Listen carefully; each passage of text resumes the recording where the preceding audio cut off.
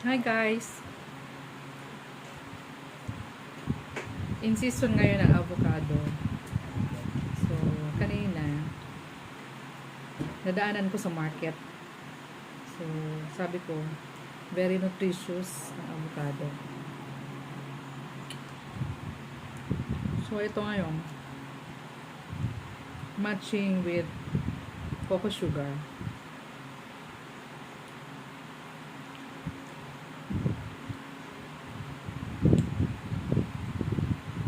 So, both are nutritious sugar from coconut.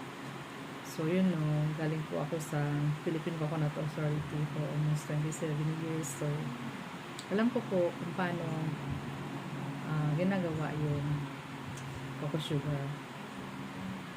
So, cocoa sap sugar. So, guys, yung mga panahon dapat healthy. It's more on vitamin A since tayo mga freelancers, minsan sobra tayo magpuyat.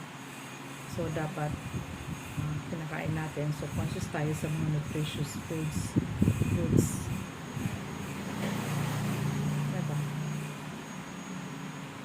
Tip is dapat kung anong fruit in season, yun ang bibili natin.